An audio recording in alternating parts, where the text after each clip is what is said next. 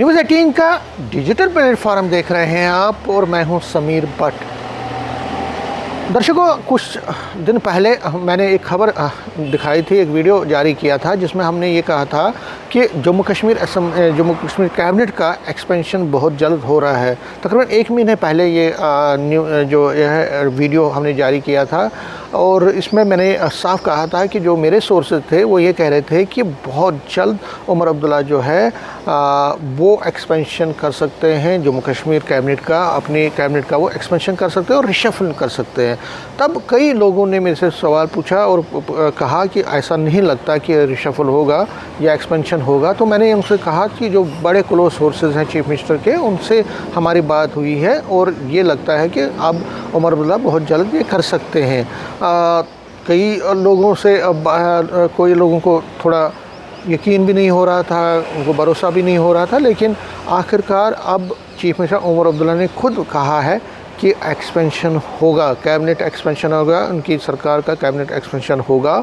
वो ये कह रहे हैं कि 21 जुलाई को जो प्रपोज जंतर मंतर पे बड़ा प्रोटेस्ट करने वाली है नेशनल कॉन्फ्रेंस स्टेटहुड के इशू पे, उसके आसपास मीन्स उससे पहले या उसके बाद बहुत जल्द ऐसा जो ये एक्सपेंशन होगा, रिशफल होगा। मीन्स कि ये जो जुलाई महीना है, इसी जुलाई महीने में लास्ट तक मतलब 30 जुलाई तक सारी तस्वीर साफ़ होगी, तब तक ये एक्सपेंशन भी हुआ होगा और रिशफलिंग भी हुई होगी। इसका मतलब है अभी चीफ मिनिस्टर को मिला के 6 मिनिस्टर्स हैं, चीफ मिनिस्टर हैं और 5 और मिनिस्टर हैं, और as per the UT rules जो रीऑर्गेनाइजेशन रूल्स हैं उसके हिसाब से 3 और मंत्री यहाँ पे बन सकते हैं। मीन्स कि 9 मंत्री और 3 और मंत्री बन सकते हैं, टोटल 9 मंत्री बन सकते हैं इंक्लूडिंग चीफ मिनिस्टर।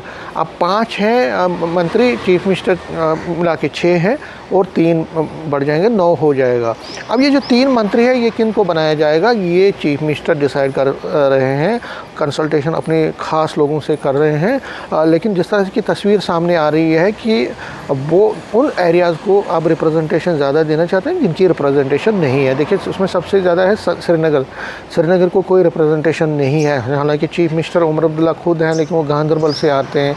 अगर हम श्रीनगर की बात करें तो श्रीनगर एक बड़ा ट्रेडिशनल ब्लॉक रहा है उमर अब्दुल्ला नेशनल कॉन्फ्रेंस के लिए, और बहुत ही हमेशा श्रीनगर का जो एरिया है उस श्रीनगर डिस्ट्रिक्ट की अगर हम बात करें तो हमेशा नेशनल कॉन्फ्रेंस को इन्होंने भरपूर समर्थन दिया है। अगर हम कई सालों की बात करें तो हो सकता है कि एक रिप्रेजेंटेटिव श्रीनगर से आएगा।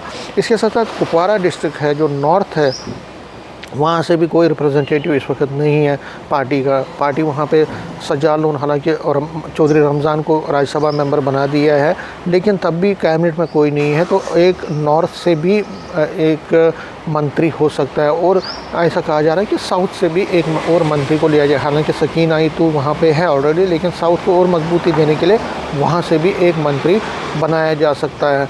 तो ये तो कहा जा रहा है, क्या आखिर में होगा ये इस पर नज़र रहेगी। लेकिन कई जगहों पे कहा जा रहा है कि कई मिनिस्टर जो हैं जिन पर बहुत ज़्यादा अपने ही एमएलए जो हैं एक तरह से सवालिया निशान उठा रहे हैं, उनके परफॉर्मेंस पर सवालिया निशान लगा रहे हैं, तो क्या उनके पोर्टफोलियो चेंज किए जाएंगे, वो भी एक बड़ी बात है। और उसमें जो मेन है वो जम्मू से ताल्लुक़ रखने वाले कुछ मंत्री हैं जिन पर कहीं ना कहीं गाज गिरी है। जब दाचीगाम में मीटिंग हुई थी नेशनल कॉन्फ्रेंस के एमएलए की और इनके इंडिपेंडेंट जो अलाइज पार्टीज़ के हैं, तो उन्होंने सवालिया निशान इनकी परफॉर्मेंस पे उठाया था।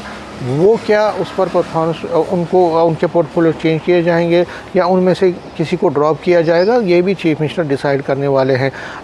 ऐसा है कि 3 नए चेहरे होंगे, लेकिन उसके साथ साथ जो कैबिनेट में जो पोर्टफोलियोज़ हैं उनका भी एक तरह से हम कह सकते हैं पोर्टफोलियोज़ रिशफल किए जा सकते हैं। तो एक बड़ी जो हम ये कह सकते हैं एक्सरसाइज होने वाली है इसी जुलाई में, और इसी जुलाई में स्टेटहुड पर भी नेशनल कॉन्फ्रेंस प्रोटेस्ट करने वाली है। तो हम ये कह सकते हैं कि ये जो जुलाई महीना है ये बड़ा ही हेक्टिक रहने वाला है सियासी तौर पर।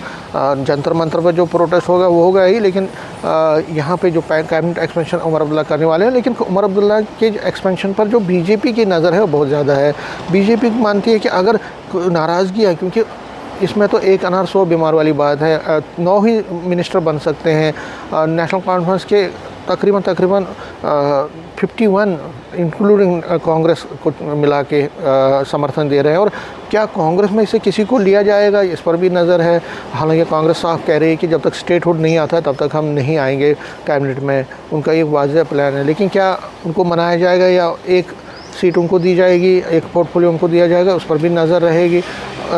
उमर अब्दुल्ला क्या रीजनल बैलेंस कर पाएंगे, बिठा पाएंगे, और फिर रीजनल के साथ साथ फिर एरिया वाइज बैलेंस करवा पाएंगे। क्योंकि देखिए, अगर हम यहाँ जम्मू की बात करें तो पीर पंचाल को तकरीबन 2 मिनिस्टर्स हैं, 2 मिनिस्टर हैं उनके। लेकिन उसके साथ साथ अगर आप देखें तो डोडा का जो एरिया है, डोडा, भद्रवाह, किश्तवाड़, बानिहाल जैसे एरियाज़ हैं, वहाँ पे कोई भी मंत्री नहीं है, उनका कोई रिप्रेजेंटेटिव नहीं है इस कैबिनेट में।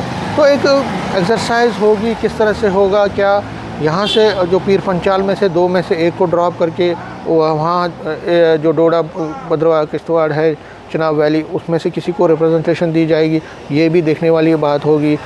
ये एक बड़ा हेक्टिक एक्सरसाइज है, इसलिए चीफ मिनिस्टर इस पर काम कर रहे हैं और उनकी कोशिश रहेगी, लगता है कि सभी रीजनर्स को खुश किया जाए, जहाँ जहाँ रिप्रेजेंटेशन नहीं है उनको दिया जाए, और जहाँ ज़्यादा रिप्रेजेंटेशन उसको थोड़ी कमी लाई जाए। तो ये अभी इस महीने ही पता चलेगा जब ये कैबिनेट एक्सपेंशन होगा।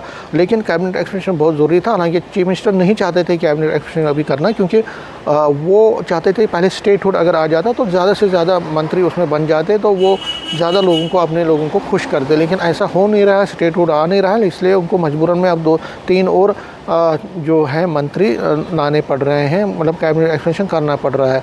अब ये कैबिनेट एक्सपेंशन जब होगा, तस्वीर सामने तभी आएगी कि कौन आता है और कौन जाता है।